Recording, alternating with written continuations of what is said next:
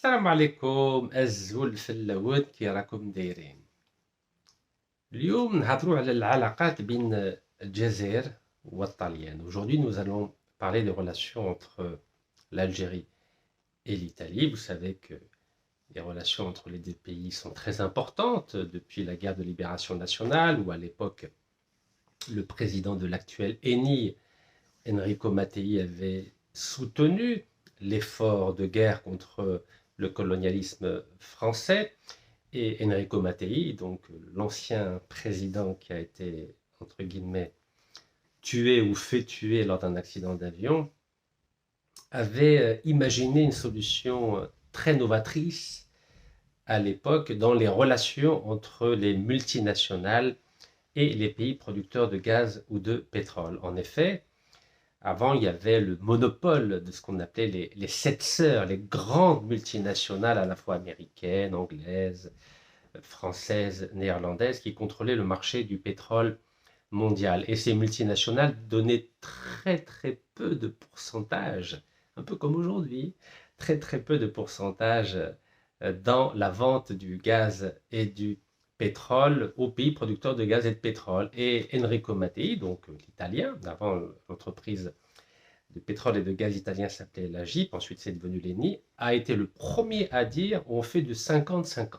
c'est-à-dire 50 pour la multinationale qui dispose de l'argent et de la technologie et 50% pour le pays producteur de gaz et de pétrole. Alors pourquoi l'Italie a fait ça à l'époque? Car l'Italie n'était pas considérée comme une grande société spécialiste des multinationales. Je viens de vous le dire, le domaine du gaz et du pétrole était contrôlé par les entreprises américaines, anglaises, françaises et néerlandaises. Donc l'Italie, c'était un petit joueur, comme on pourrait dire, de façon très familière. Et pour que l'Italie intègre les grandes multinationales du domaine des hydrocarbures, il a fallu qu'elle fasse ce qu'on appelle du marketing. Donc en proposant 50% aux pays producteurs de gaz et de pétrole, l'Italie a réussi l'exploit de faire partie de la grande maison des multinationales des hydrocarbures. Donc c'est à ce moment-là où l'Algérie se battait pour l'indépendance en luttant farouchement au prix du sacrifice d'1,5 million de martyrs contre le colonialisme français. Donc c'est de cette époque-là que date l'affection de l'Algérie pour l'Italie. Mais vous le savez mieux que moi, les relations entre les États ne doivent peut-être pas être guidées par l'affection, mais par les intérêts. Car aujourd'hui, l'Algérie est théoriquement un pays indépendant, un pays souverain, avec un beau drapeau, avec un beau passeport. Donc nous devons défendre nos intérêts et mettre nos sentiments de côté. C'est le sens même de la politique, c'est la vocation même d'un homme ou d'une femme d'État. Alors, je vous propose aujourd'hui, lors de cette courte vidéo, d'analyser les relations entre l'Algérie et l'Italie sous l'angle des principes de notre Algérie. Vous savez que en interne, depuis l'arrivée du président Sir Abdelmadjid Tebboune, l'objectif numéro 1 de l'Algérie est de lutter contre la corruption. C'est la raison pour laquelle, depuis 2019, il y a un gouvernement entier, je dis bien entier, de ministres algériens et de premiers ministres algériens qui ont été jugés, condamnés et emprisonnés pour des faits de corruption. 20 ministres, dont 3 anciens premiers ministres. Donc l'Algérie, depuis 2019, son cheval de bataille à l'intérieur de nos frontières, et c'est son principe cardinal de sa politique intérieure, c'est la lutte farouche et impitoyable contre la corruption. Donc ça, c'est en interne, lutte contre la corruption.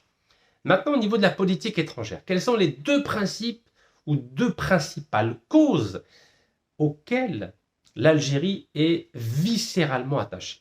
Il y a évidemment la question de la Palestine, de l'indépendance de la Palestine et du droit du peuple palestinien à être indépendant, et la cause du Sahara occidental. L'Algérie milite depuis 1975 pour que le Sahara occidental, les Sahraouis, puissent répondre dans le cadre d'un référendum à la question de savoir s'ils veulent être une province autonome ou être un État indépendant. Donc je résume, en interne, c'est la lutte contre la corruption qui est le principe fondamental et fondateur de notre identité algérienne, et en externe, ce sont les causes du Sahara occidental et de la Palestine. Donc maintenant, à l'aune de ces trois priorités, à la fois intérieure et extérieure, nous allons essayer de voir si l'Italie mérite de bénéficier de son statut d'allié économique, allié affectif de l'Algérie. Alors commençons par la question de la cause de la Palestine. Alors, dans les prochains jours, je vais consacrer une vidéo spécifiquement à l'avancée du dossier palestinien. Alors, bismillah. Tout d'abord, il faut savoir que dans le monde, au niveau de l'Organisation des Nations Unies, il y a 148 pays qui reconnaissent aujourd'hui officiellement l'État de Palestine. Voilà. 148 pays. Voilà, vous pouvez les voir ici en noir.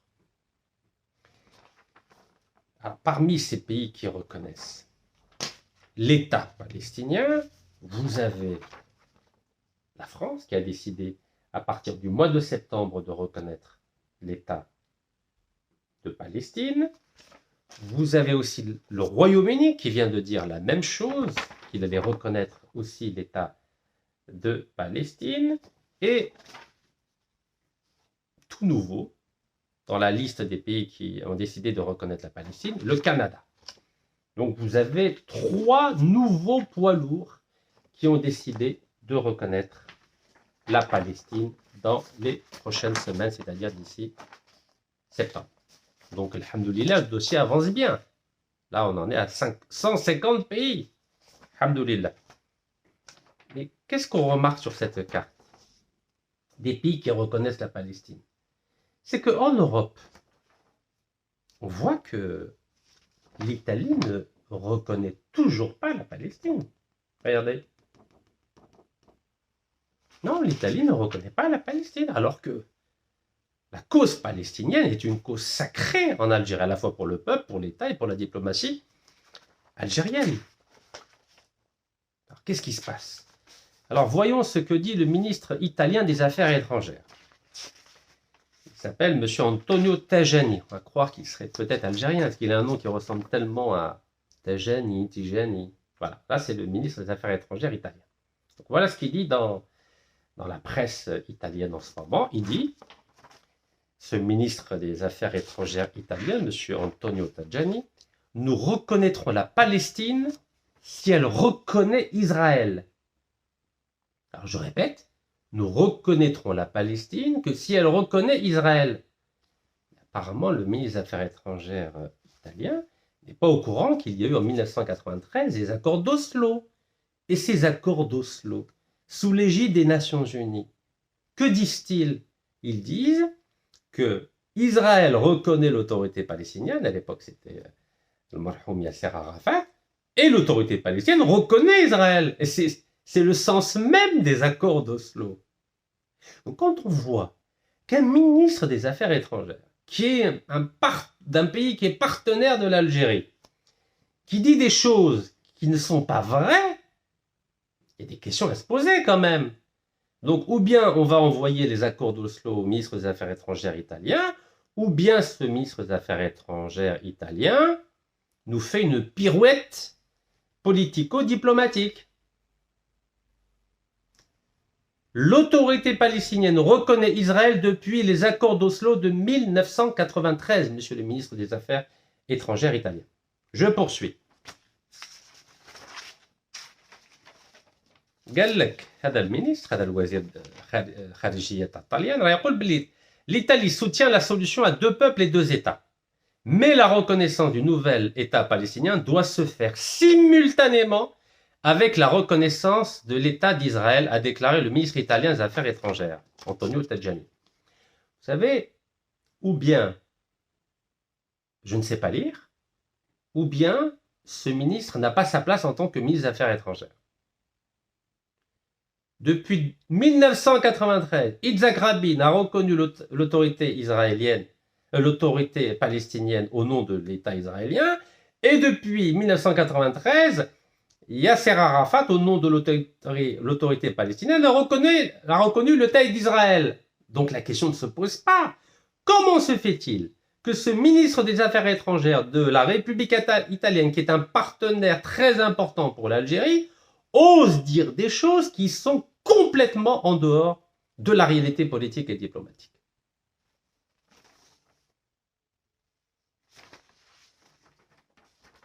La question se pose.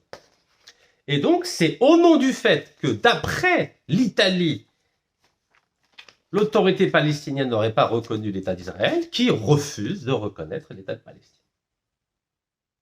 Incroyable quand même, non? Est-ce que vous trouvez ça normal? Voilà, donc l'Italie, c'est ici. Donc l'Italie ne reconnaît toujours pas l'État de Palestine pour une raison qui n'est absolument pas fondée.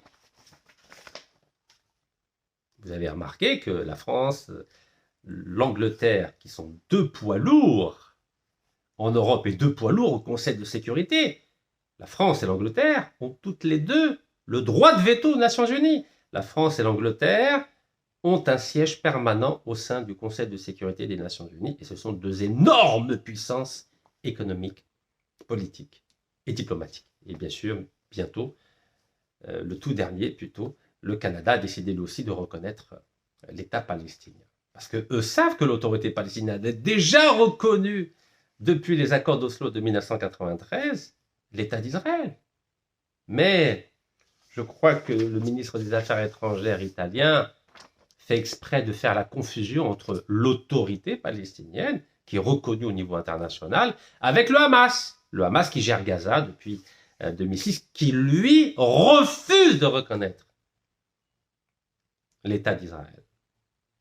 Vous voyez comment certains hommes politiques jouent avec les mots, car depuis le 7 octobre, vous le savez, depuis le 7 octobre 2023, il y a un amalgame qui a été fait entre le Hamas, qui gère Gaza, et l'autorité palestinienne, qui est l'entité reconnue par la communauté internationale, notamment par l'ONU. Donc cet amalgame qu'entretient le ministre des Affaires étrangères italien, un pays qui a de très bonnes relations avec l'Algérie, ou plutôt avec qui l'Algérie a de très bonnes relations. Et c'est un amalgame extrêmement fâcheux et qu'il faudra clarifier le plus rapidement possible pour éviter qu'un grand pays comme l'Italie utilise cet amalgame pour ne pas reconnaître l'État palestinien.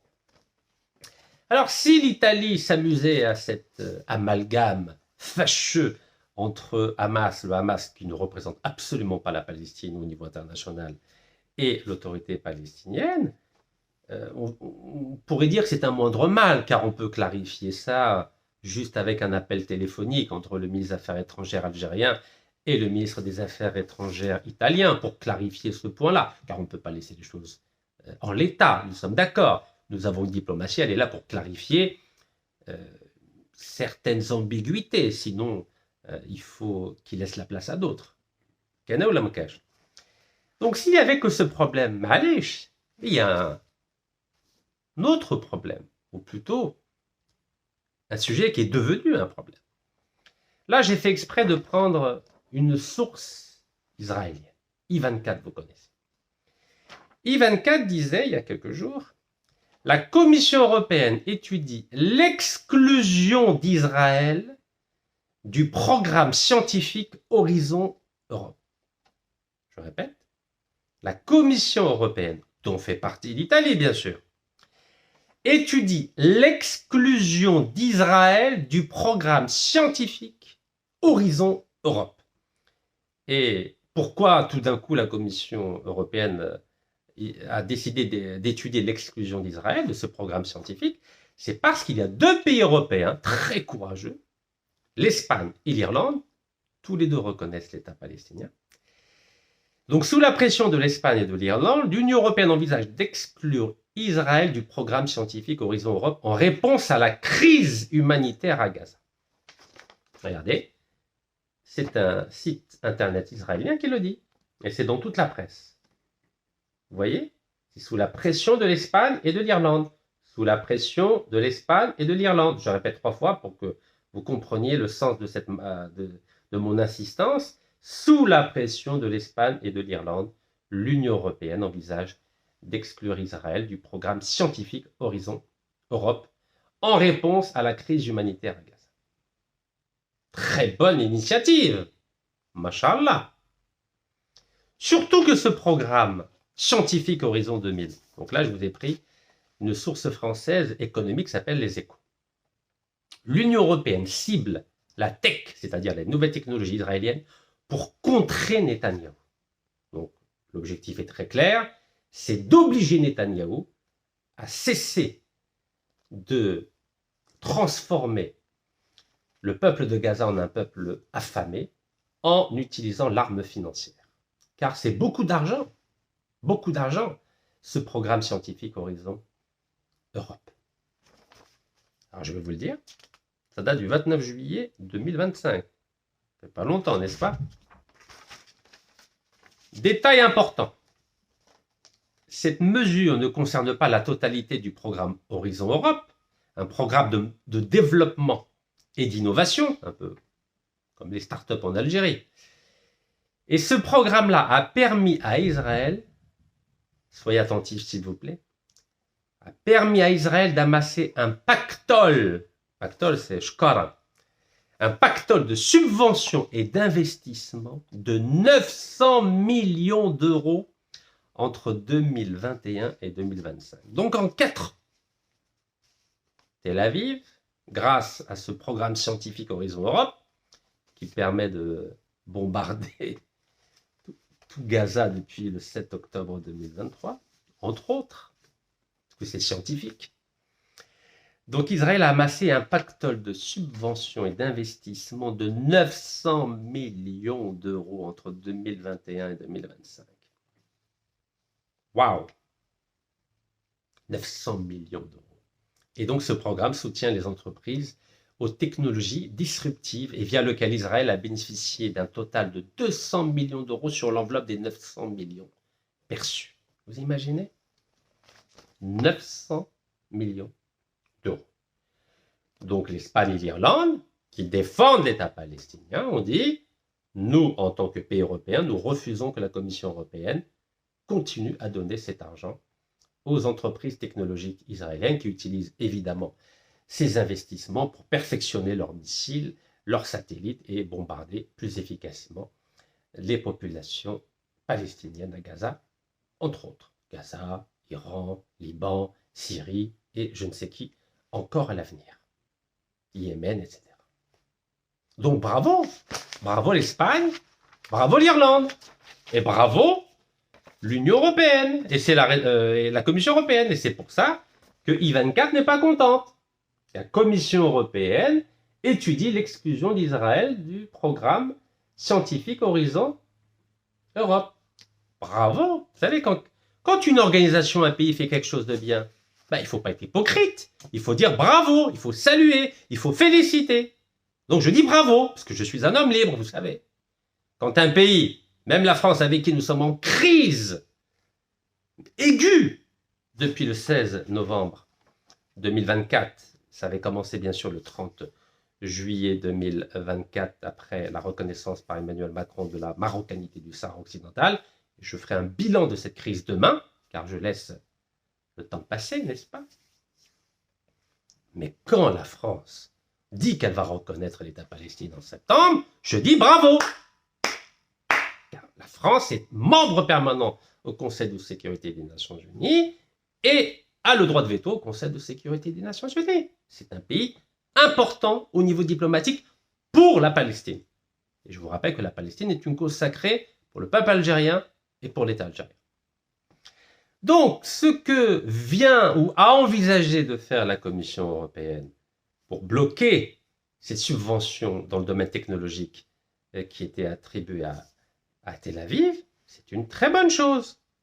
Mais il s'est passé quelque chose. Je vous rappelle que le thème de cette vidéo, c'est la relation entre l'Algérie et l'Italie. Que s'est-il passé? Vous n'allez pas en croire vos yeux, ni vos oreilles. Donc je vous ai dit, c'était sous la pression de l'Espagne et de l'Irlande, je le répète une 4e fois, que la Commission européenne avait décidé de suspendre ce programme scientifique avec Tel Aviv. Et tout d'un coup, que vient-il de se passer? L'Union européenne échoue à suspendre la participation d'Israël au programme de recherche Horizon Europe. Et c'est toujours I24, site d'information israélien qui le dit. Vous voyez, au début, I24 avait dit que la Commission européenne étudiait l'exclusion d'Israël du programme de recherche Horizon Europe, et le même I24, il dit, l'Union européenne a échoué à exclure Israël du programme de recherche Horizon Europe. Qu'est-ce qui s'est passé entre-temps? Vous savez ce qui s'est passé? Vous allez le lire, regardez. Mais je vais vous le lire à voix haute. La mesure qui visait à priver Israël d'un accès à près de 200 millions d'euros de subventions a été retardée. Et devinez par qui? Par l'Allemagne. Vous savez, l'Allemagne éprouve un sentiment de culpabilité depuis 1945, car c'est l'État allemand qui a massacré 6 millions de Juifs. Et c'est à cause du massacre de 6 millions de Juifs par l'État allemand qu'il y a eu la création de l'État d'Israël 2 ans après la Deuxième Guerre mondiale. Vous le savez. Ben oui. Sentiment de culpabilité. Et depuis 1945, l'Allemagne défend bec et ongle l'État d'Israël, peuplé de Juifs qui sont les rescapés du massacre par l'État allemand de 6 millions de Juifs entre 1941 et 1945. Mais le problème, c'est qu'il n'y a pas que l'Allemagne qui a retardé.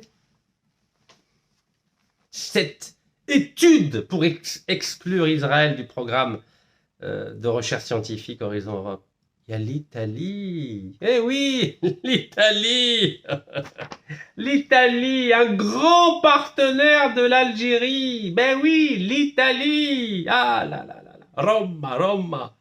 Nous adorons l'Italie parce que nous, on est toujours dans la nostalgie, dans les émotions, dans l'affection. Oh, l'Italie nous a aidés pendant la guerre de libération. Oh, Enrico Mattei, marhoum Enrico Mattei, président d'ENI, qui a décidé de faire un deal 50-50 avec l'Algérie, qui a donné un peu d'argent au FLN, un peu d'argent, Baraka fil Qlil. Mais cette même Italie, qu'est-ce qu'elle fait? Elle protège Israël, elle protège Netanyahou contre la Palestine, contre Gaza, et en refusant de bloquer ces subventions, ça veut dire quoi? Ça veut dire qu'Israël continue à percevoir des subventions pour continuer à perfectionner ses missiles, ses satellites et bombarder la Palestine, affamer les Gazaouis. Eh oui, l'Italie, notre grand partenaire, l'Italie, regardez, c'est elle qui bloque. Et c'est I24 News, site d'information israélien qui le dit. C'est pas l'Algérie qui le dit, c'est pas la France qui le dit. C'est un site d'information israélien qui dit « Oh, merci l'Italie, merci l'Allemagne. Grâce à vous, nous allons continuer à avoir nos millions d'euros pour perfectionner nos missiles, nos chars et bombarder Gaza et massacrer les populations civiles de Gaza et affamer Gaza. Merci Roma. Grazie mille Roma. » Donc vous voyez, l'Espagne et l'Irlande ont fait ce qu'ils ont pu pour protéger les Palestiniens de Gaza. Mais l'Allemagne et l'Italie ont dit non, il faut continuer à donner 200 millions d'euros supplémentaires à Tel Aviv pour qu'elle perfectionne ses programmes de recherche dans la technologie, à la fois communication, missiles, satellites, pour continuer à bombarder Gaza et affamer les populations de Gaza. Ça, c'est l'Italie, partenaire privilégié de l'Algérie. Alors, bien sûr, il ne faut pas confondre l'Italie et le Vatican. Vous savez que le Vatican se trouve à Rome. C'est une petite enclave. Et le Vatican, là où il y a le pape, vous savez que le pape est président, en tout cas chef de l'État du Vatican, qui se trouve au cœur de Rome. D'accord? Depuis 2015, le Vatican reconnaît l'État palestinien. Depuis 2015. C'est pour ça que je vous ai pris donc, une information qui vient de la cellule de communication du Vatican. Regardez ce qu'il y a marqué. Le bureau de communication du Vatican appelle à une solution à 2 États alors que la France soutient un État palestinien. Voilà. Donc c'est le site EWTN, Vatican. Qu'est-ce qu'il est dit? Regardez ce qu'il est dit. Il est rappelé donc l'historique des relations entre le Vatican et la Palestine et l'autorité palestinienne. Donc ça, c'est très important. En 2015, le Vatican a signé son premier traité avec l'État de Palestine. Tornielli, donc Tornielli qui est le... comment dirais-je, il s'appelle Andrea Tornielli, qui est donc responsable éditorial du diacaster de la communication du Vatican, donc a rappeler l'accord global entre les deux parties, c'est-à-dire le Vatican et l'État de Palestine, en clair l'autorité de Palestine. Notant que le traité affirmait le droit du peuple palestinien à être indépendant, souverain, démocratique et viable. Voilà ce que dit le Vatican. Le Vatican, depuis 2015, reconnaît le droit à un État palestinien d'être démocratique, viable, souverain et indépendant. Voilà, regardez. Voilà ce qu'a rappelé le responsable de la communication du Vatican, donc le pape. Donc, le Vatican, le pape, reconnaît l'Italie. Reconnaît l'Italie en 1929. Il y avait les accords de Latran, parce que les relations entre le Vatican et l'Italie datent des accords de Latran qui ont été signés en 1929. Donc depuis 2015, le Vatican, donc le pape, reconnaît l'État de Palestine. Et c'est la raison pour laquelle je trouve que la décision du président algérien Saad Ben Majid Tebboune de rencontrer le pape en tant que chef de l'État du Vatican est une très bonne chose. Car vous savez que, au-delà de la faible superficie du Vatican, donc à Rome, le pape bénéficie d'une audience très importante, eu égard à peu près à 2 milliards de chrétiens, de catholiques dans le monde. C'est très important. Il y a un pouvoir spirituel. Donc, la décision du président algérien de rencontrer le pape est à saluer, car elle pourrait aider à encourager le Vatican à œuvrer notamment auprès des puissances chrétiennes, notamment catholiques, à reconnaître davantage l'État palestinien, sachant que les États-Unis ne sont pas un pays catholique. Les États-Unis sont un pays protestant, donc le pape n'a pas d'influence avec les pays protestants, et vous savez que la majorité du peuple allemand est aux 2 tiers protestante et 1 tiers catholique. C'est la raison pour laquelle l'Allemagne n'écoute pas les recommandations du pape, mais la France est un pays catholique. Donc, voilà. Les catholiques jouent un rôle très important dans la diplomatie spirituelle, notamment pour faire reconnaître l'État palestinien. Donc, le Vatican reconnaît l'État palestinien depuis 2015. Mais l'Italie, non. L'Italie ne veut pas reconnaître. Vous avez vu ce qu'a dit, vous avez entendu ce qu'a dit le ministre des Affaires étrangères italien, M. Tajani, c'est bien ça, M. Tajani. Voilà, Antonio Tajani. Non, tant que la Palestine ne reconnaîtra pas l'Italie ne reconnaîtra pas l'État palestinien, alors qu'il a oublié que depuis les accords d'Oslo, depuis 1993, l'autorité palestinienne a reconnu l'État d'Israël. 1993. Alors qu'est-ce qu'on peut faire? Comment se fait-il que l'Algérie n'arrive pas à convaincre l'Italie de reconnaître la Palestine? Comment ça se fait qu'on n'y arrive pas? Malgré tout le gaz, malgré tous les privilèges que nous donnons à l'Italie, qu'est-ce qui se passe? Comment ça se fait qu'on n'arrive pas? Comment ça se fait que l'Italie ne veut pas reconnaître l'État de Palestine? Pourtant, l'Italie est un partenaire très important sur le plan économique. Mais apparemment, au niveau diplomatique, on ne bouge pas, on n'arrive pas. En tout cas, pour la cause palestinienne, qui est une cause sacrée pour l'État algérien et pour le peuple algérien, ça ne bouge pas. Pire que ça, le ministre des Affaires étrangères italien manipule certains amalgames, fâcheux d'ailleurs. Alors maintenant, parlons du Sahara occidental. Quelles sont les relations entre l'Italie et le Sahara occidental? Sahara occidental qui est un dossier très important, je viens de vous le dire, pour l'État algérien, la diplomatie algérienne et le peuple algérien, dans le cadre du droit des peuples à disposer d'eux-mêmes. Et bien, bismillah. Il y a un site guinéen, la Guinée c'est en Afrique, j'ai fait exprès là aussi de... Allez, d'élargir les sources. Faut pas que vous dites à chaque fois, que vous disiez à chaque fois que j'utilise telle source ou telle source. Non, j'élargis. Voilà. Faut être ouvert, n'est-ce pas? Donc le site Guinée News 360 dit que, donc, au sujet du Sahara occidental, l'Italie évite de suivre Alger sur le terrain du Polisario. Ça date du 25 juillet. Ça fait pas longtemps, regardez. Guinée News 360. Alors de quoi parle-t-il? Ça veut dire quoi ça? L'Italie évite de suivre l'Algérie sur le terrain du Polisario. Alors question, est-ce que l'Italie de Giorgia Meloni, qui est chef du gouvernement, président du Conseil, est-ce que l'Italie reconnaît le Polisario? Est-ce que, donc, je vous rappelle que le Polisario est le représentant officiel de la République arabe sahraoui démocratique. Ou est-ce que l'Italie reconnaît la République arabe sahraoui démocratique? Eh bien non. Étonnant, non? Pourtant, on est très proche de l'Italie. Donc, sur les dossiers les plus importants de la diplomatie algérienne, c'est-à-dire le dossier de la Palestine et les dossiers du Sahara occidental, l'Italie ne reconnaît ni l'État palestinien, ni le Polisario ou la République arabe sahraoui démocratique. Qu'est-ce qui se passe? Comment ça se fait qu'on n'arrive pas à convaincre nos partenaires italiens de reconnaître le Polisario comme 48 autres pays ou la République arabe sahraoui démocratique? Qu'est-ce qui se passe?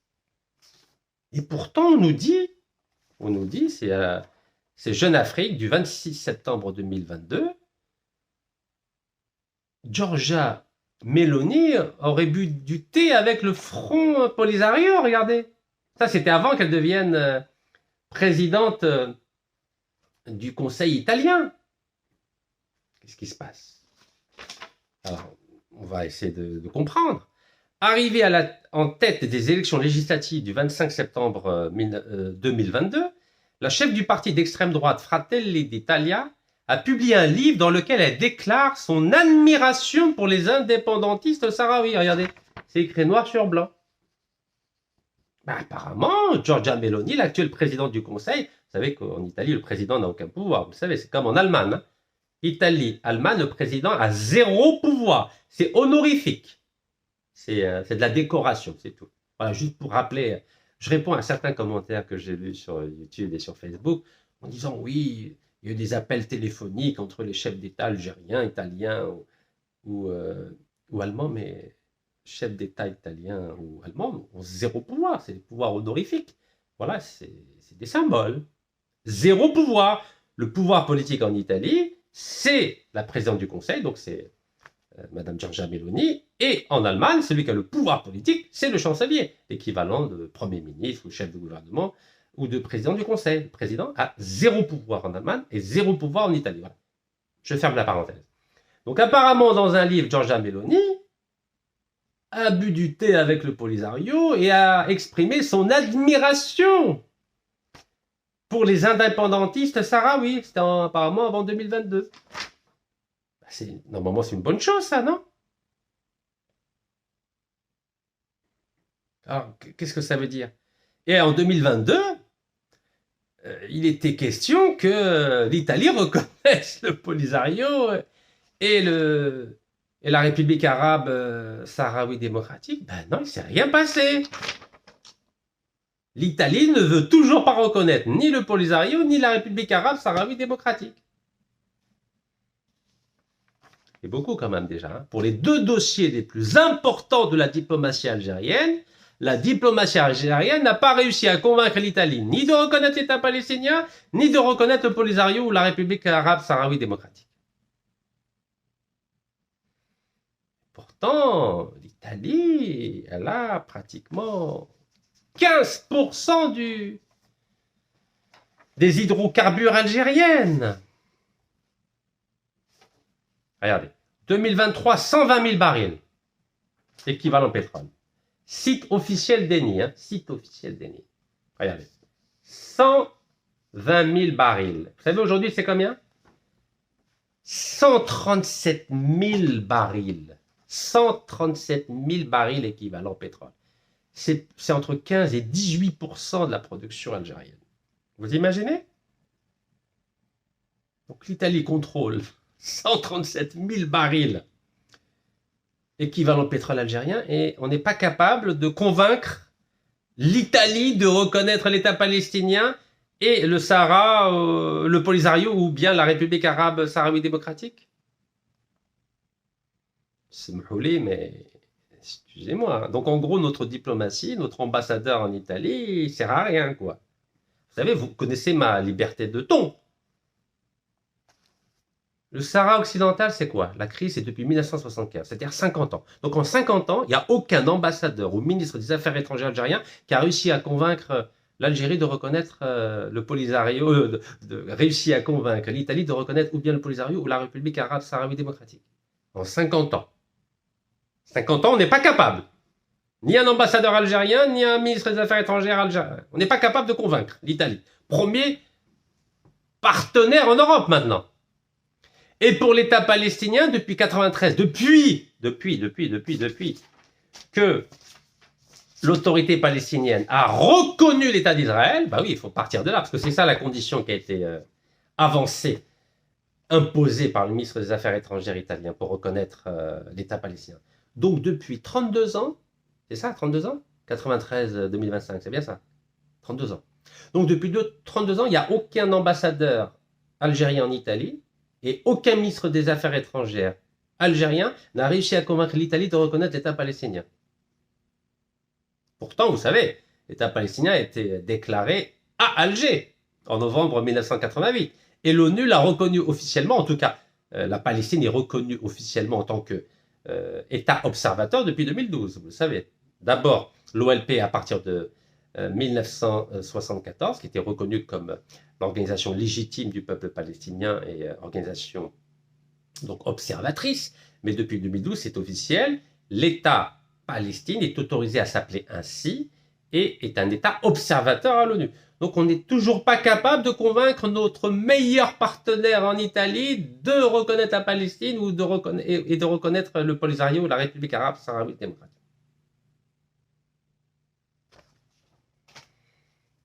Et pourtant, l'Italie, 137 000 barils, je vais vous l'écrire, vous savez, à un moment donné, 137 000 barils équivalent pétrole.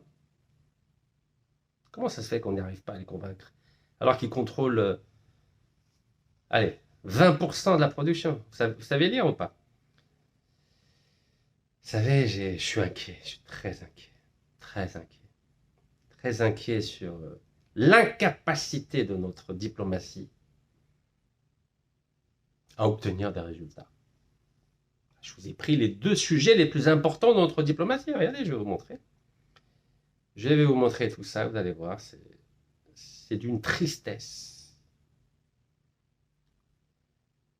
Alors, où est-ce qu'ils sont les 137 000 barils? Là, je vous ai imprimé 2023, mais j'ai oublié de vous imprimer 2025. Allez, 2023, c'était 120 000 barils. Vous arrivez à lire? 120 000 barils. Sur 920 000, hein. Donc, vous savez combien ça fait. Voilà. Eni est présent en Algérie depuis 1981, après une production en fonds propres d'environ, fonds propres, hein, c'est-à-dire que d'environ 137 000 barils équivalent pétrole par jour en 2024. Eni est la plus importante société internationale opérant en Algérie. Regardez.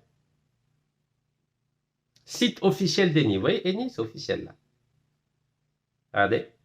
137 000 barils équivalent pétrole. Bon, je vous ai traduit ça de l'anglais. Vous voyez ou pas? 137 000. C'est entre, allez, 16 et 20% de la production. C'est énorme. Premier, la société la compagnie la plus importante opérant en Algérie. Vous imaginez ou pas? Site officiel de Eni, eni.com, www.eni.com. Ça date du 7 juillet 2025. 7 juillet 2025. Regardez. 7 juillet 2025. Alors, qu'est-ce qu'on fait? Donc, on on s'arrête aux relations pétrole-gaz et c'est pas grave si sur le plan diplomatique on n'arrive pas à convaincre notre partenaire italien, on n'arrive pas. Donc, en fait, on vient de signer des nouveaux contrats. En 20 jours, on a signé 2 contrats avec les Italiens. Donc, on continue à faire des cadeaux, il n'y a pas de problème. Hein. Vous savez, si la relation, c'est simplement une relation d'intérêt, mais allez. Et puis, finalement, à quoi ça sert d'avoir un ambassadeur algérien en Italie? Il est incapable d'obtenir des résultats depuis, allez, 50 ans. Franchement, binatna. À quoi ça sert d'avoir un ambassadeur en Italie, un ambassadeur algérien en Italie, s'il n'est même pas capable de convaincre notre premier producteur, notre premier partenaire, de reconnaître l'État palestinien ou le Polisario, la République arabe sahraoui démocratique, qui sont les 2 causes sacrées de la diplomatie algérienne. Et on continue à payer des ambassadeurs, des premiers secrétaires, des valises diplomatiques, des voitures diplomatiques, des résidences. C'est beaucoup d'argent, ça. Avec quel résultat? Résultat zéro. Est-ce que, allez, vous, élite algérienne ou la Chab el-Jazairi, peuple algérien, ça vous convient? En 50 ans, on n'a pas de résultat avec l'Italie, on n'arrive pas à convaincre l'Italie? Ça vous convient? Alors que c'est les 2 causes sacrées de la diplomatie algérienne, on n'a pas de résultat, ça vous convient? C'est bien. C'est suffisant. Il faut dire, alhamdoulilah, tout va bien. C'est ça? Quel est le critère d'appréciation? Est-ce qu'on cherche l'efficacité ou là juste l'affection, l'émotion? Ah, Enrico Mattei nous a aidés pendant la guerre de libération nationale. Oh, l'Italie n'a pas arrêté d'envoyer ses avions à l'Italie en Algérie. C'est ça le critère d'appréciation d'une relation entre 2 pays? Il faut être sérieux, non? On n'est pas des enfants. Nous sommes un État indépendant, souverain. Nous avons des institutions, nous avons un drapeau, nous avons un passeport. Nous devons réfléchir avec notre cerveau, pas avec « Oh, l'Algérie, l'Italie n'a jamais abandonné l'Algérie. » Non mais attendez, on n'est pas des orphelins quand même, non? On n'est pas des petits-enfants à la cour de récréation. Nous sommes des adultes, non? On a 63 ans d'indépendance. Donc, si une diplomatie n'est pas capable d'obtenir des résultats avec l'Algérie, avec l'Italie, ça veut dire que ces diplomates sont incompétents, vrai ou faux? Ou, à minima, inefficaces. Sur les 2 sujets les plus importants de la diplomatie algérienne, c'est un échec total, cuisant. Cuisant. Premier partenaire, l'Italie. Vous l'avez lu comme moi, premier partenaire. L'Italie est Eni est l'entreprise la plus importante qui opère en Algérie. Regardez. Eni est l'entreprise internationale la plus importante qui opère en Algérie. Et pourtant, avec l'Italie, on n'a aucun résultat, aucun succès diplomatique. Aucun. Si ça vous convient, très bien. Si ça convient à l'Algérie, si ça convient à l'élite algérienne, si ça convient au peuple algérien,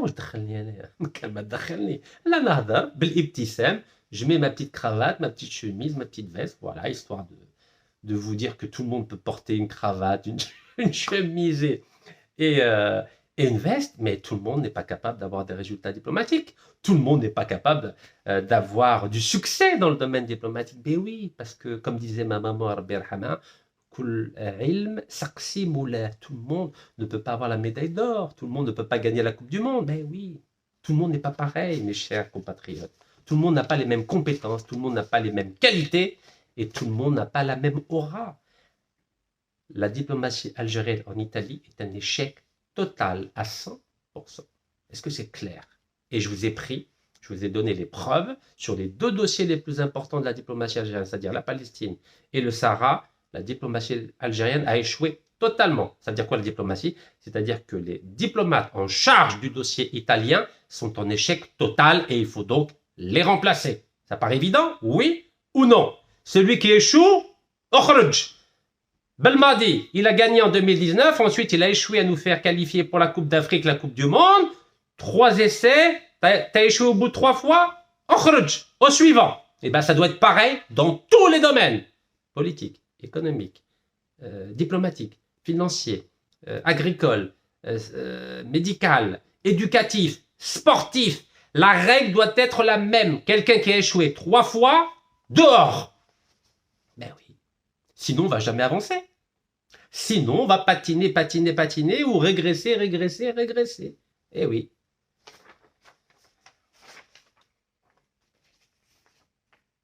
Alors, restons dans le domaine des hydrocarbures, pétrole et gaz. Vous savez que j'aime bien ce domaine-là. Bah oui, parce que ce domaine-là, il y a des chiffres. Vous savez, il y a des chiffres. Des chiffres. Donc, site officiel. Encore une fois, Eni. Eni. Factbook 2024. Donc, 2024. Ben, nous, on fait des cadeaux. Parce que nous, plus on échoue au niveau diplomatique, ou plutôt, moins on obtient des résultats au niveau diplomatique avec l'Italie, plus on fait des cadeaux à l'Italie. Ben oui, c'est ça qui est formidable avec l'Algérie. L'Algérie adore faire des cadeaux. On devrait l'appeler l'Algérie Père Noël. Vous vous en souvenez, Saddam Hussein, al-Marhoum, il a fait beaucoup d'erreurs. Hein. Vous savez, quand il y a eu la guerre avec les Américains, quand il a envahi le Koweït le 2 août 1990, et ensuite, les Américains ont mis en place une coalition pour bombarder l'Irak et la faire sortir du Koweït. Il avait rajouté Allahu Akbar sur le drapeau irakien. Ben nous, c'est pareil, on devrait mettre Algérie Père Noël. Ben nous, on adore, on fait des cadeaux à l'Italie. Enfin, pas qu'à l'Italie, hein, beaucoup de pays. Hein.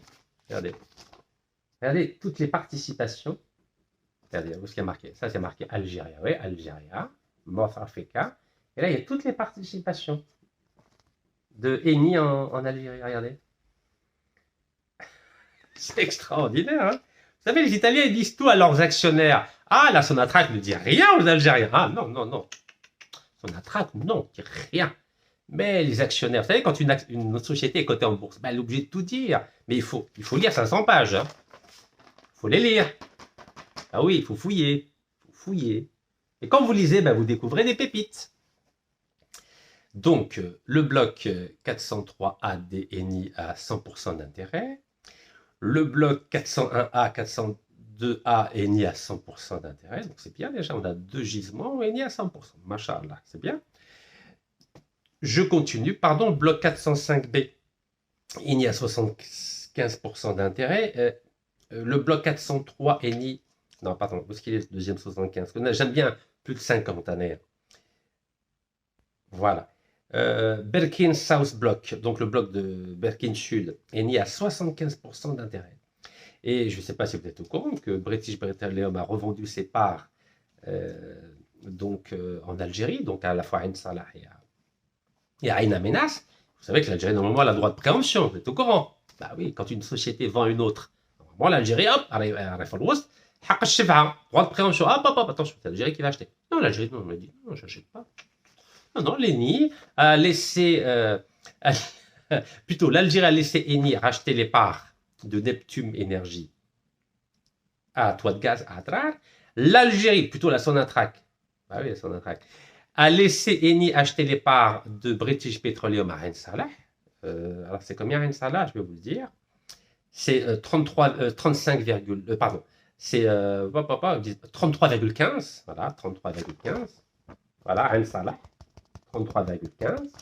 Et l'Algérie, donc la Sonatrach, a laissé Eni racheter à Ain Amenas 45,89% de British Petroleum. Regardez. Et sur ces gisements-là, l'Algérie est minoritaire. Hein. L'Algérie ne cherche pas à être majoritaire. L'Algérie veut rester minoritaire. La Sonatrach, non. La Sonatrach, ces dernières années, n'a jamais exercé son droit de préemption. Jamais. Jamais. Elle l'a fait pour l'Algérie, l'a fait pour Jay-Z. Vous savez que l'Algérie possède 87,7%, je crois, de Jay-Z. D'abord, on a acheté 51% en 2014 et en 2002, en 2002, on a racheté quasi la totalité. Ben oui, parce qu'il y a beaucoup de. C'est bien de contrôler tous les fichiers de ceux qui appellent au téléphone. Mais pétrole, gaz, ça sert à rien. خلي Eni, خلي Total, خلي شكون Sinopec, خليهم هذوك يحكموا هذوك ça sert à rien, gaz et pétrole. C'est trop. Père Noël. C'est pour ça que je vous dis, on devrait mettre Algérie Père Noël. Papa Noël. Et l'énorme gisement de Hassi Berkane, l'énorme gisement, vous savez, à cause duquel j'étais en prison, à cause de la prolongation duquel j'étais en prison en mai 2022, eh bien, Eni a augmenté de sa participation. Elle était de 12,5, maintenant elle a 17,5. Et ça, c'est dans aucun article algérien. Je dis bien, dans aucun article algérien, vous verrez ce chiffre-là.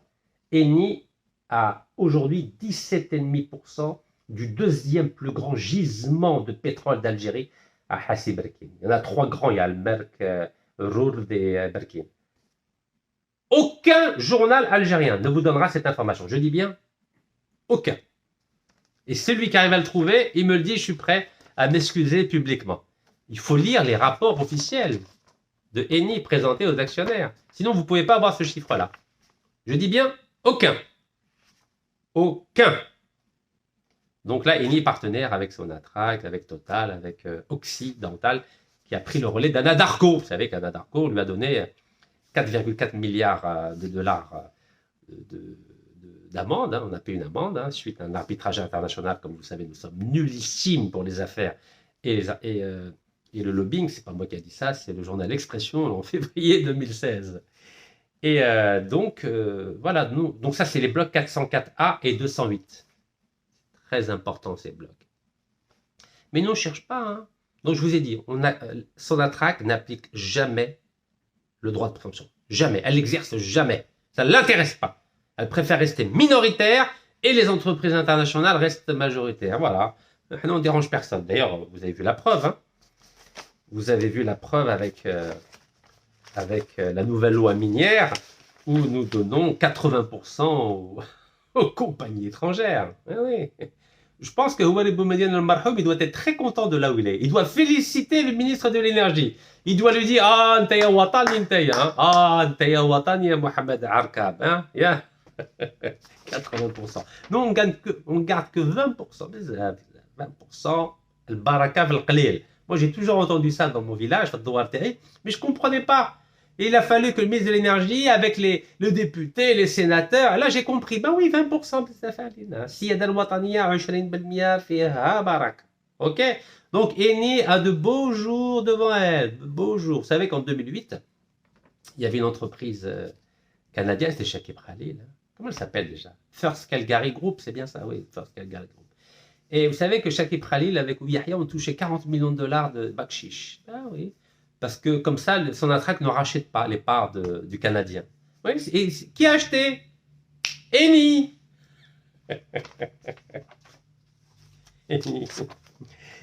Bon, vous avez compris. Donc, Eni a 137 000 barils le jour, vous avez vu, équivalent pétrole, 137 000. Et Cepsa, l'espagnol, Cepsa, a 130 000 barils le jour. Donc, lui aussi, il a 15 à 18% de la production en hydrocarbures. Regardez. Cepsa, vous arrivez à lire? Regardez, 130 barils le jour. Et Eni, 137. الجزائر راهي للبيع نقولها لكم الجزائر راهي للبيع اني 137 الف برميل في النهار وسبسا اسبانيوليه في الحق امارات المره اللي يحكموا فيها عندها 130 الف برميل في النهار ما شاء الله عليهم والجزائر اش عندها هادو c'est 2 entreprises seulement ça. Bien sûr, je vais pas parler de Sinopec, de Statoil, de Total, de PPTP, les Vietnamiens, les Indonésiens, les Malaisiens, les Suisses, les Autrichiens. Oh là là. L'Algérie est à vendre. Algérie Papa Noël. Il faut l'appeler. Regardez, c'est ça. Parce que rien que sur un gisement, c'est ça à 75%. 75%. Et la Sonatrach n'a que 25%. Regardez, 25%. À vrai dire, c'est conforme, c'est conforme à la nouvelle loi minière. On n'a que 20%. Déjà, il y a trop là, 25%. C'est trop pour l'Algérie. Enfin, bzaf. C'est pour ça que le ministre de l'énergie, il est fatigué. Il en a marre de mes vidéos. Il en a marre. Il a dit, oh là là, quasiment bête toujours. راه يكشف فينا نديروا قانون هكاك عيناني قدام الشعب الجزائري حنايا بعنا البلاد فوالا بعنا 80% وحنا نخلوا في الخزينه 20% فيها بركه. Bah oui, ils en ont marre, vous savez. Parce que moi, j'ai pas de problème à répéter. Vous savez, il y a un grand écrivain français qui s'appelle Stendhal qui disait la beauté dans la répétition. Moi, j'adore répéter, j'adore. Comme ça va bien rentrer dans la tête de tout le monde.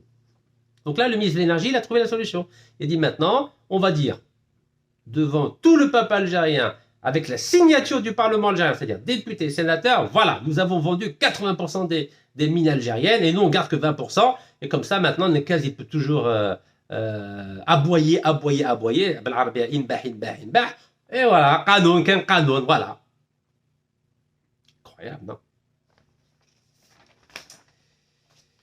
Bon, évidemment, je vous ai dit, l'Italie qui nous a mis en échec sur les deux principaux dossiers diplomatiques, donc État palestinien qu'elle ne veut pas reconnaître et Polisario qu'elle ne veut pas reconnaître, nous, on continue à donner des cadeaux, vous l'avez compris. Le dernier en date, 21 juillet 2025, nous avons donné un beau cadeau, un nouveau cadeau, pardon, à Italie, à Eni Argen. Voilà, Argen 2, un beau cadeau. Voilà, regardez la date, 21 juillet 2025, voilà. Eni. Un beau cadeau, mais tous les 20 jours, hein, tous les 20 jours, nouveau contrat. Alors maintenant, je reviens au sujet le plus important, le principe le plus important en interne pour l'Algérie, c'est la lutte contre la corruption. Vous savez que c'est mon cheval de bataille depuis 2013. Moukafahat el-Fassad.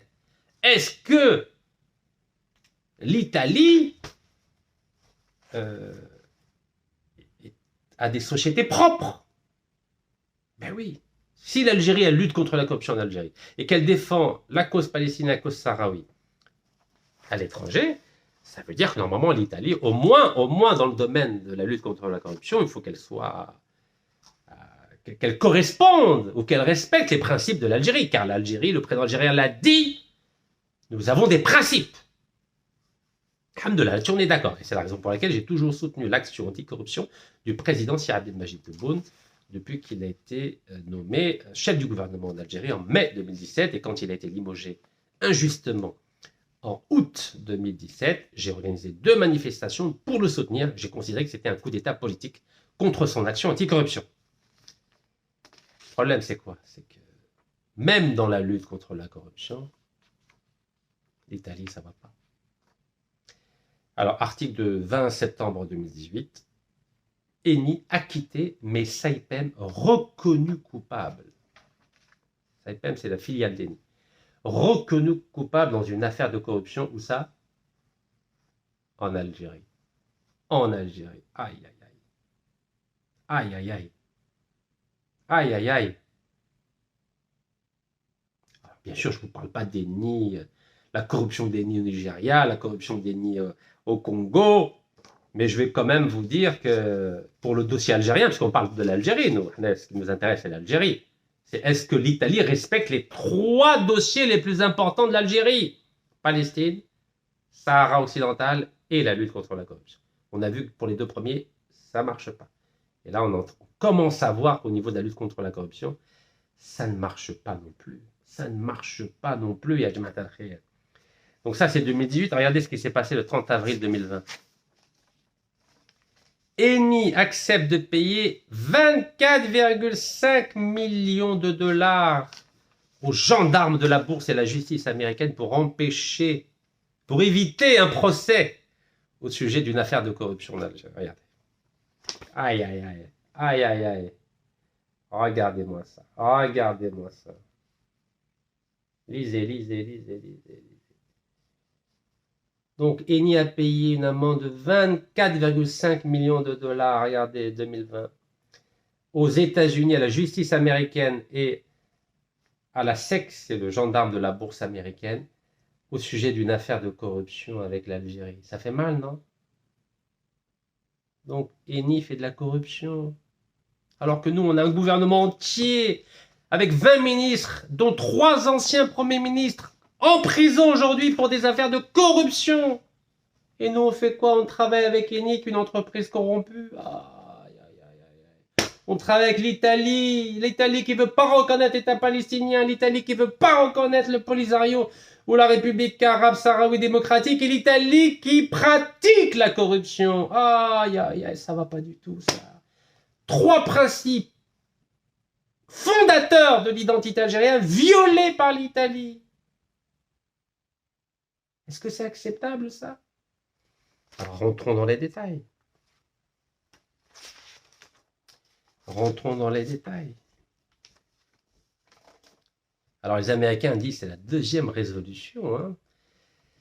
de l'organisme de lutte contre la corruption américain, pour Eni, qui avait déjà été inculpé en 2010. Ah, Eni, oh là là, corruption Eni.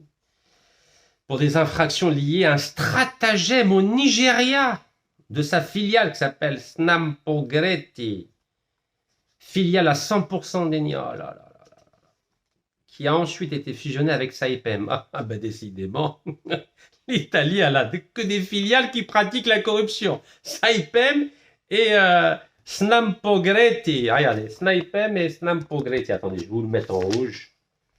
Oui, parce qu'à un moment donné, il faut savoir c'est quoi l'Algérie. L'Algérie, c'est quoi? Est-ce qu'on est un pays qui a des principes ou on est un pays qui n'a pas de principes? Il faut savoir, il faut se poser la question. Hein. Moi, je souhaite que chacun de nous se pose la question. Est-ce qu'on a des principes ou on n'a pas de principes? Il faut savoir, non? Vous arrivez à lire. En 2010 déjà, la justice américaine, elle avait sanctionné Eni parce que sa filiale, 100% filiale d'Eni, qui s'appelle Snampogreti, a été inculpée pour corruption. Aïe, aïe, aïe.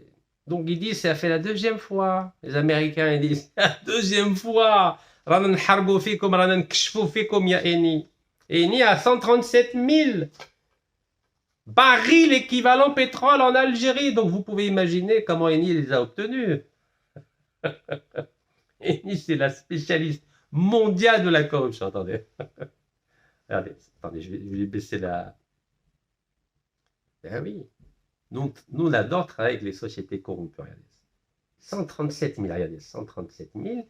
Et c'est la première entreprise étrangère en Algérie. 137 000, ça fait 15 à 18% de la production de pétrole algérienne. Aïe, aïe, aïe. Alors que Rachid Hachichi, le président de Sonatrach, a dit, oh attention, Sonatrach, nous on contrôle 90% des hydrocarbures. Ah ouais, 90. Hein. Avec Cepsa Spagnol, les 137 000, c'est déjà 15%. L'Italie, elle a 15 à 18%. Déjà, on est déjà à 33%, mais il n'y a que deux sociétés étrangères, ils ont déjà 33% de la production d'hydrocarbures en Algérie. Ouais, chez Rachid Hachichi, شراك تقول حشم على راعك شويه انا راكم انا هبلوني هذو لي ريسبونسابل تاع لينيرجي محمد اركان قال لك 20% بزاف علينا سي السياده الوطنيه ligne rouge en aucune circonstance ça doit être franchi ou Rachid Hachichi قال لك 90% des hydrocarbures sont Sonatrach. واش ما Sonatrach c'est une coquille vide ما فيها والو دوكا. C'est une holding financière, c'est tout, elle ne travaille plus. Il y a 200 000 Algériens qui sont payés à rien faire et tout le boulot est fait par les étrangers. C'est pour ça qu'on leur donne 75, 70, 65. On dit كارثة. كارثة عظمى. وراك يا ابو مدينيا، وراك يا مرحبا ابو مدينيا. Bon, je continue. Vous savez, je suis obligé de mélanger un peu sérieux, un peu de l'esprit de joke, comme on dit aux États-Unis. Allez, on y va. Alors, la résolution américaine porte sur une enquête de longue date menée par le ministère de la Justice américain et la SEC, gendarme de la bourse, qui a débuté en 2012, donc c'est à l'époque de feu Abdelaziz Bouteflika. Vous savez, nous on a des dirigeants exceptionnels. Gars, ils savent golhom, et après tout d'un coup on se rend compte que c'est tous des corrompus. Hachal, il m'a Vous savez que moi j'ai eu mon nez cassé et mon oreille droite qui ne fonctionne plus. Bah oui, parce que j'ai organisé 157 manifestations anticorruption. Ah, ça m'a coûté cher. Hein. Et Familata Saïdani, vous croyez qu'il a passé une seconde en garde à vue ou la prison? Ouais, rien. Alors que j'ai entendu récemment, quelqu'un aurait été condamné à 5 ans de prison pour une petite agression. L'agression Beida, 15 millions d'Algériens l'ont vu. Il n'a rien eu. Wallo. C'est pour ça que j'ai dit la dictature Bouteflika est sous protection française. C'est un livre, hein, c'est pas une feuille. Hein. C'est un livre. Juillet 2018. Je continue. Donc, les Américains, la justice américaine et le gendarme de la bourse ont enquêté depuis 2012 sur les activités d'Eni en Algérie. Bien que la lettre de déclinaison de septembre 2019 du ministère de la Justice note que le ministère de la Justice pourrait rouvrir son enquête en attendant l'issue des poursuites en Italie impliquant des allégations connexes de corruption. Donc, Eni a payé 24,5 millions de dollars pour éviter un procès en Amérique, mais si le dossier avance en Italie, la justice américaine va réouvrir le dossier et le président d'Eni risque d'aller en prison, comme le président de la filiale d'Haliburton qui s'appelle KBR, qui a été condamné à 30 mois de prison. Et c'était le patron de Outradour, à l'époque où la filiale algérienne de KBR, qui s'appelle BRC, était dirigée par Outradour, entre 2001 et 2007. Voilà. Donc l'Italie a peur que le président d'Eni soit emprisonné. C'est pour ça qu'elle a payé une amende. Et c'est pour ça, juste après, l'Italie a dit oui, Eni est acquitté, hein. Eni a été acquitté, les Italiens, barkana la mafia takoum, barkana. Je continue. Que disent les Américains? Saipem, filiale de Eni, a versé à l'intermédiaire algérien Farid Bejaoui, que vous connaissez. Vous connaissez Farid Bejaoui? Celui qui a menacé les responsables algériens. Regardez, Farid Bejaoui. Il a menacé les responsables algériens. قال لهم نطيح تطيحوا معايا. هذا هو فادي بجاوي. Au beau vieux temps, beau gosse, hein, Allah يبارك, hein. En 2013, ils a menacé. قال لهم طيحوني نطيحكم. Bah oui, c'est ça la mafia algérienne. Mafia des 40 voleurs. Elle dit 2013, hein. Vous arrivez à lire? Farid Bejaoui menace d'impliquer de hauts responsables de l'État. Chourouk. Farid Bejaoui menace d'impliquer de hauts responsables dans le scandale de Sonatrach. Ça, c'est qui, ça? C'est Algérie 360, c'est ça? Oui, Algérie 360. Vous voyez? Voilà, chacun menace l'autre. Mais واحد اللي ما عندوش تبن في كرشو كيما انايا ما نخافش من النار نهضر بالوثائق Bah oui, il faut parler avec des preuves. Ça, c'est des preuves, ça, non? Allez, j'ai le temps de faire mes devoirs, hein, pour informer le peuple algérien. Après, il arrive ce qu'il arrive, hein. Vous savez, on va tous mourir, vous savez. On va tous mourir. واحد ما يربحش العيبر ويموت واقف. كما قال لك المرحوم طاهر جاود, grand journaliste et grand écrivain algérien. قال لك, c'est quoi déjà la phrase? Ah, j'ai oublié, j'ai pas envie de l'insulter. Je dis la fin. Parle et meurs. Voilà. Ahdar ou mot. Ça, c'est la dernière phrase. Alors, Saipem a versé à l'intermédiaire Farid Bejaoui environ 198 millions d'euros. 215 millions de dollars. Écoutez-moi bien la phrase. Ça, c'est les Américains qui disent ça, c'est pas moi, hein. Pas moi. Dont une partie, parce qu'il a caché l'argent à Hong Kong. Hong Kong, c'est la Chine. HSBC, vous connaissez, la plus grande banque où il y a l'argent du crime, l'argent de la corruption, l'argent de la prostitution, l'argent de la drogue. Elle est en Chine, à Hong Kong. Vous savez, j'avais été à Hong Kong en novembre 2019 pour vous dire, c'est là qu'ils cachent l'argent, c'est là. Après, j'étais en prison un mois après. Ah, في البلاد اللي هضر حبسوه. معليش انا نهضر بالوثائق. شوفوا مادام عندي الوثائق, à partir du moment où j'ai des documents, je n'ai peur de rien. Je n'exagère pas, je reste factuel, mais je n'ai peur de personne. ربي سبحانه وبرك. هذاكم نقدروا نموتوا اليوم ولا غد ولا ما غد. Au moins قدام ربي سبحانه رانا صافيين. Voilà. Et au nom de nos martyrs, au nom de nos martyrs, شهداء ربي يرحمهم. Au moins واحد يخمم عليهم شويه ربي يرحمهم ويدير اللي عليه. كل واحد لازم يدير اللي عليه. Donc, une partie de l'argent reçu par Farid Bejaoui, 198 millions d'euros, c'est-à-dire 215 millions de dollars, a été adressée à des représentants du gouvernement algérien. Oh là là là là là. Aïe aïe aïe aïe aïe aïe aïe aïe. Ça, c'est à l'époque de, bien sûr, de feu Abdelaziz Bouteflika. Vous imaginez, aïe, ben. C'est-à-dire, leur salaire, ça ne les suffit pas, les représentants algériens, le gouvernement algérien. Aujourd'hui, c'est combien déjà? J'ai oublié. 80 millions, c'est ça? 80 millions de dinars? De centimes, pardon, 80 millions, je crois. Hein. Je ne sais plus. جاتهم قليله على قالوا لا اني روح عطونا شويه دراهم عطونا في هونغ كونغ عندنا فايد بالجاوي عندنا نسيم تقدور وما يعرفوا يلعبوا مع لي كونت بانكير اون سويس او لوكسمبورغ او ليبان دولاوير بنما كارثه وهذو كانوا يهضروا بالاسم العلم الجزائري والشعب الجزائري. Donc Saipem a versé à l'intermédiaire 198 millions d'euros, dont une partie a été adressé à des représentants du gouvernement algérien. Vous savez, les gouvernements limites, ils ont un costume, chemise blanche, cravate. Ça, ils doivent le choix. Donc, dont une partie a été adressée à des représentants du gouvernement algérien, dont le ministre de l'énergie. Oh là là, je connais le ministre de l'énergie. Le grand spécialiste du pétrole, Chakib Khalil. Oh. Vous savez que Chakib Khalil, entre 1999 et 2001, il était à la fois ministre de l'énergie et président de la Sonatrach. C'est-à-dire celui qui définissait les lois, qui préparait les lois, la politique énergétique algérienne, et en plus, c'est lui qui faisait les contrats. Avec Total, Gaz de France, Eni, Sinopec. C'est-à-dire, حتى هو ما يحكم فيه.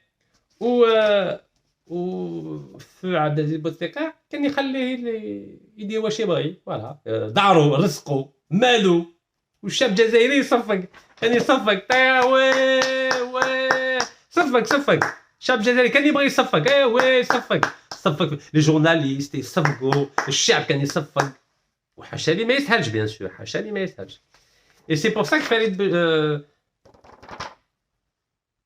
Chakib Khalil a donné 2 milliards de dollars à Farid Bejaoui pour qu'il joue en bourse. 2 milliards de dollars, t'as Chab Jazairi, ben il a fait le bourse. Ou Chab Safag, ou les journalistes ils savent, ou les députés ils savent, ou les sénateurs ils savent. Kéritha Odma. Kéritha Odma ou Kéritha Odma. 1, 2, 3, viva l'Algérie. Oh, choufou, allez, dire le batata, le batata. Donc voilà, Farid Bejaoui a donné une partie de l'argent, de la corruption de Eni, Saipem, à des membres, à des ministres et des responsables. Et c'est pour ça, en échange, Sonatrach, bah oui, Sonatrach, vous connaissez Sonatrach, a attribué à Saipem, filiale de Eni, 7 contrats d'une valeur de 8 milliards d'euros. Regardez, 8 milliards d'euros. Lisez bien. Vive l'Algérie, non? Après, il y a des gens qui vont dire, oui, Rachid, tu donnes une mauvaise image de l'Algérie. Non. Moi, je défends l'Algérie. Mais je ne défendrai jamais les corrompus, que ce soit le ministre, ou la présidente de la Sonatrach, ou la haut fonctionnaire, ou la journaliste, ou la conseiller. Ce n'est pas mon problème. Ça, ce n'est pas l'Algérie, ça. L'Algérie, c'est un pays. C'est un pays dont nous avons hérité grâce au sang de 5,5 millions de martyrs. 5,5 millions de martyrs. Moi, je défendrai toujours l'Algérie. Mais je ne défendrai jamais des hommes corrompus, que ce soit des ministres, des présidents d'entreprise, des hauts fonctionnaires, des journalistes ou des conseillers. Jamais je les défendrai. Regardez. Vous croyez que je vais défendre des gens qui ont touché de l'argent de la corruption, notamment de l'Italie, qui est notre principal partenaire en Europe? Jamais. Jamais. Vous voyez la différence? Défendre l'Algérie, ça ne veut pas dire défendre les gens qui gèrent l'Algérie. Regardez. Si on n'avait pas les preuves que le président Abdelaziz Bouteflika avait caché l'argent, les ambassades d'Algérie dans le monde entier, dans 2 comptes en Suisse, et j'ai fait une vidéo en 2018, moi j'avais pas peur, les vidéos si j'avais pas des preuves qu'il était corrompu, feu Abdelaziz Bouteflika, vous croyez que j'aurais fait un livre sur la dictature et la corruption de feu Abdelaziz Bouteflika? Bien sûr que non. Quand on a des preuves, vous pouvez parler. Et ça, c'était juillet 2018. C'était avant le Hirak.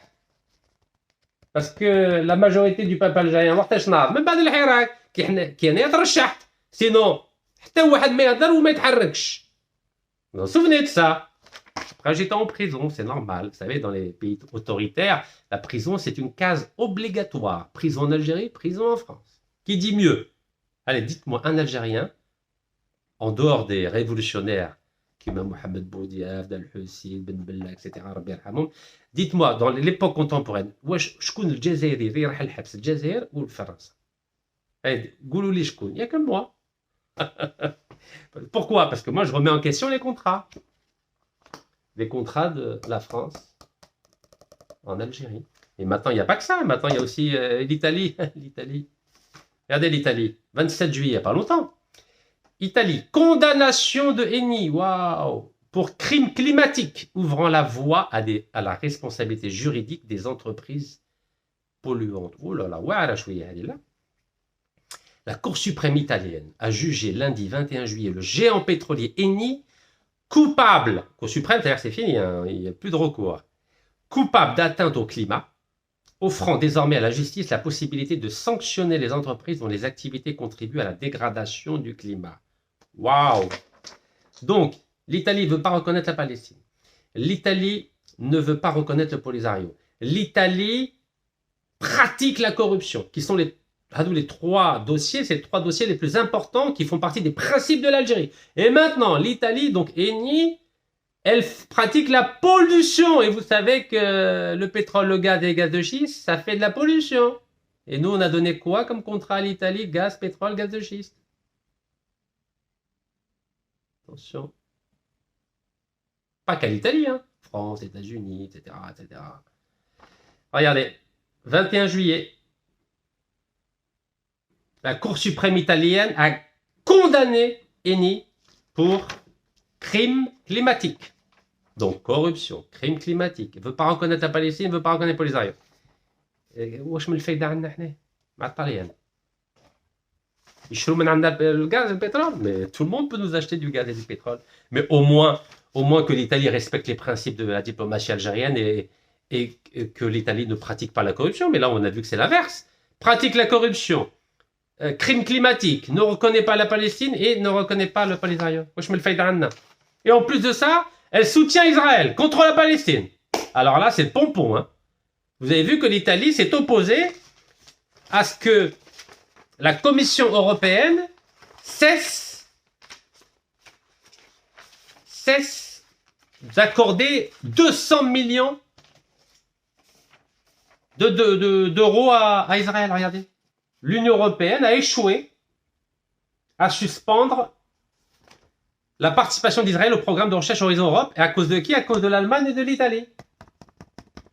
Ah bah non, là c'est trop. Alors en plus de ça, vous savez que la Commission européenne, l'Union européenne a décidé de sanctionner l'Algérie par rapport aux restrictions commerciales. Vous êtes au courant, ça, il n'y a pas longtemps, il n'y a même pas... C'est quand ça? Le 16 juillet, il n'y a pas longtemps, une quinzaine de jours. Est-ce que l'Italie a publié un communiqué pour dire qu'elle s'opposait à ce que l'Union européenne sanctionne l'Algérie? Non, pas du tout. Pas du tout. L'Italie n'a rien fait, n'a pas fait de communiqué pour dire je me désolidarise de l'Union européenne qui a décidé d'engager un bras de fer et de mettre en place un arbitrage contre l'Algérie. Elle n'a rien fait, l'Italie. Le 10 juin 2025, la Commission européenne a décidé de classer l'Algérie parmi les pays corrompus qui pratiquent le blanchiment de capitaux et le financement du terrorisme. 10 juin. Est-ce que l'Italie s'est désolidarisée de la décision de la Commission européenne? Non, pas du tout. L'Italie n'a rien fait.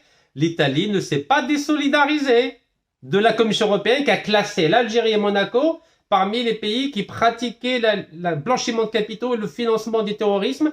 Et ces pays maintenant font partie, donc notre pays fait partie de la liste grise, juste avant la liste noire, où il y a l'Iran, la Birmanie et la Corée du Nord. L'Italie ne s'est pas désolidarisée. Donc, au niveau européen, l'Italie ne s'est pas désolidarisée de la Commission européenne qui a décidé de classer l'Algérie dans la liste grise des pays corrompus. L'Italie ne s'est pas désolidarisée de la décision de l'Union européenne d'engager un bras de fer et de mettre en place un arbitrage international contre les politiques commerciales restrictives de l'Algérie qui veut renégocier l'accord d'association entre l'Algérie et l'Union européenne qui nous a fait perdre depuis 20 ans 40 milliards de dollars. L'Italie bloque la décision, une volonté de la Commission européenne de ne plus donner 200 millions d'euros à Israël dans le cadre du programme de recherche Horizon Europe. L'Italie ne reconnaît pas le Polisario. L'Italie ne reconnaît pas l'État palestinien. L'Italie pratique la corruption. Mais pourquoi on travaille avec un pays comme ça, non? Ils sont nos principes. Et en plus, l'Italie est condamnée pour crime climatique.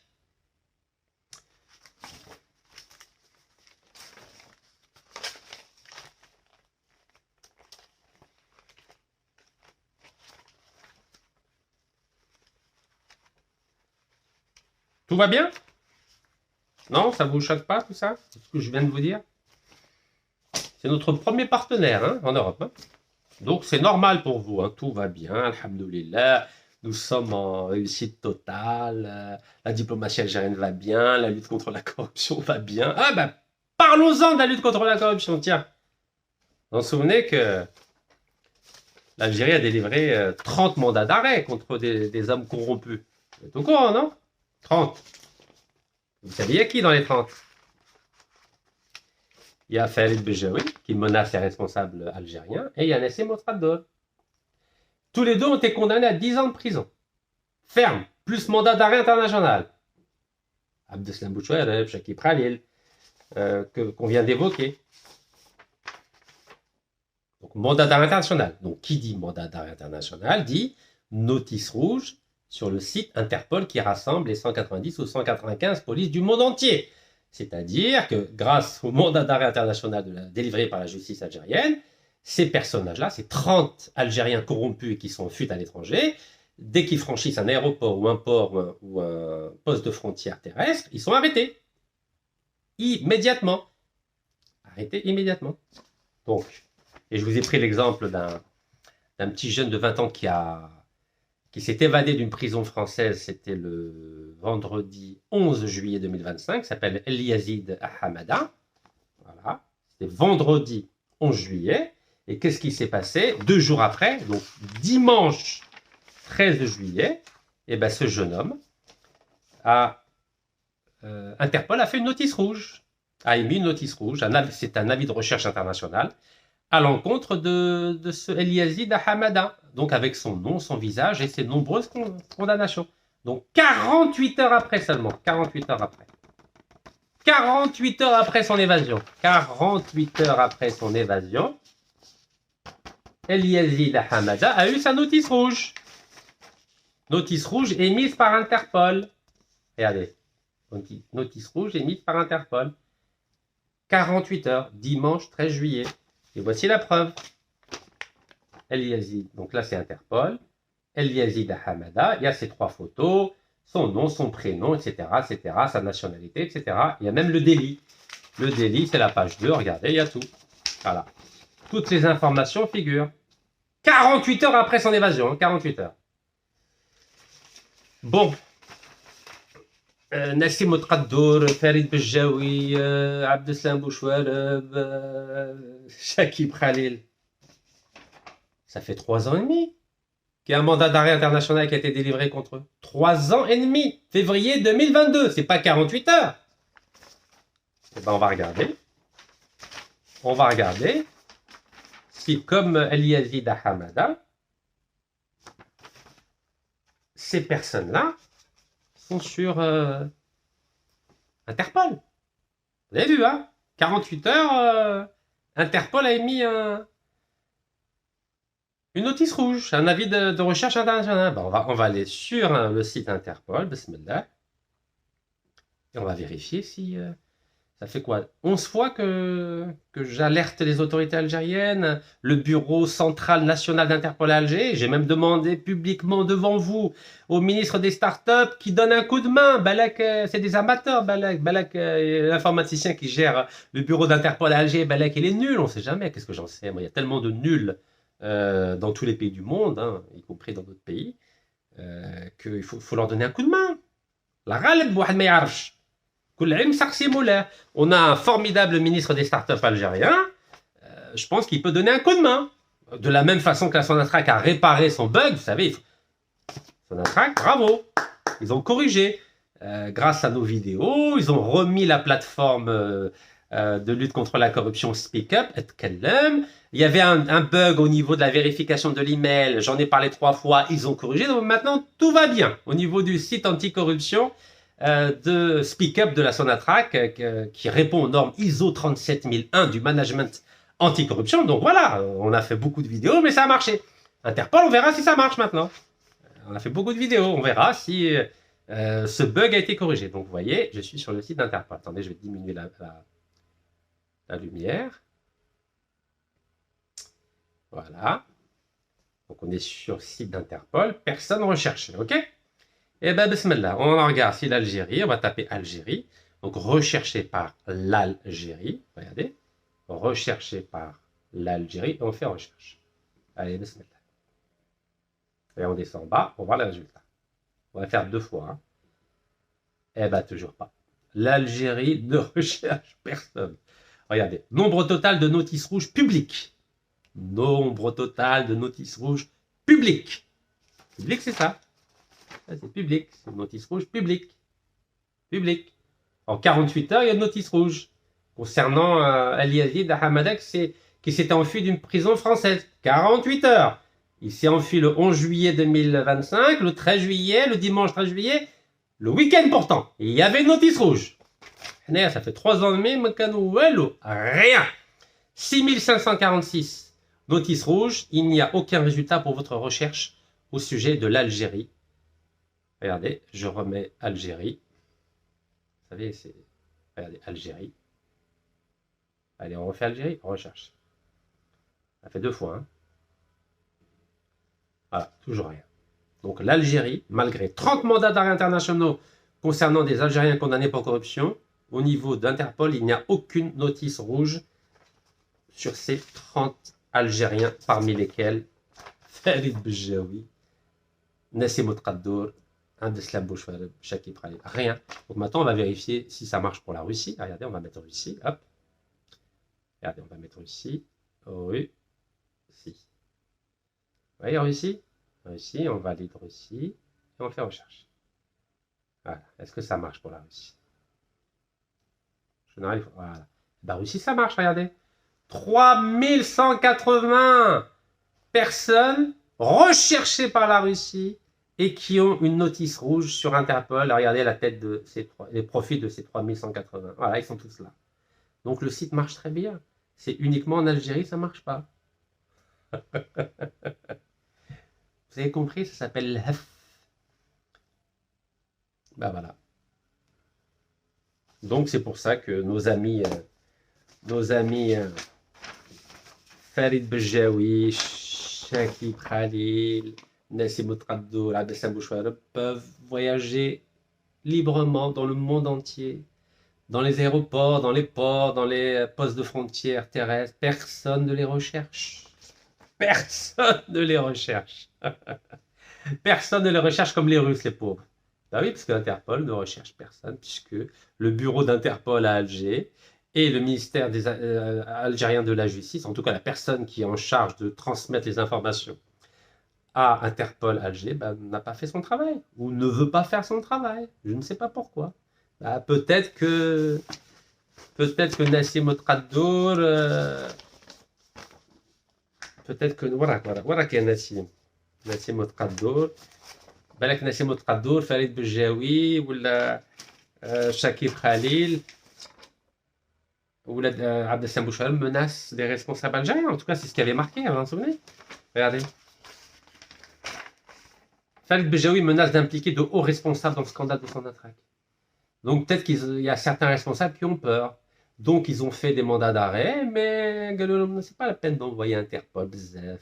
Dans tout l'I'lam, on donne ça aux journalistes, à l'opinion publique, mais c'est pas grave. Sinon ils donnent un machakal.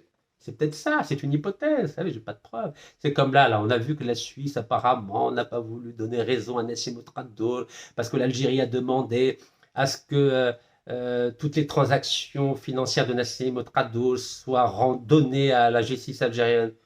Oui, c'est bien ça, c'est bien, mais Nassim Ouattara il n'a pas de mandat d'arrêt contre lui, donc il est à l'aise. Pourquoi il n'y a pas de mandat d'arrêt contre Nassim Ouattara qui soit visible sur Internet? Comment ça se fait? Pourquoi il n'est pas, pourquoi Nassim Ouattara il n'y a pas de notice rouge sur Interpol? Comment ça se fait? Pourquoi Mkanoualou? Attendez. Pourquoi il n'est pas là, Nassim Ouattara? Farid Bejaoui, pourquoi ils ne sont pas là? Allèche. Ça fait 11 vidéos que je fais. Personne ne veut bouger au ministère de la Justice. Personne ne veut bouger au niveau d'Interpol Algérie. Personne ne veut bouger au niveau du siège d'Interpol à Lyon. Comment ça se fait? Allèche. Pourtant, Sonatrach a corrigé. Sonatrach a vu les vidéos, a corrigé le problème de l'absence de la plateforme SpeakUp sur son site internet, a corrigé le bug qui permet de vérifier les emails. Mais pourquoi Interpol, il ne se passe rien? Je vous ai dit, mon avocat va saisir un huissier maintenant dans 8 jours. Et il va transmettre le Mouayyan, c'est-à-dire le procès verbal du huissier au président de la République, pour dire que sur Interpol, il n'y a aucun des mandats d'arrêt international délivrés par la justice algérienne qui figure sur Interpol avec des notices rouges. Non, il n'y a rien. On ne peut pas laisser passer ça. On ne peut pas, en tout cas moi, Rachid Nekaz, simple citoyen algérien, je ne vais pas laisser passer ça. Un petit délinquant, il a une notice rouge en 48 heures et des grands délinquants anticorruption, depuis 3 ans et demi, il n'y a pas de notice rouge, il n'y a rien sur Interpol. C'est pas normal ça. L'Algérie, c'est un État sérieux. C'est pas une façade. C'est pas un aquarium pour bisounours, c'est un État.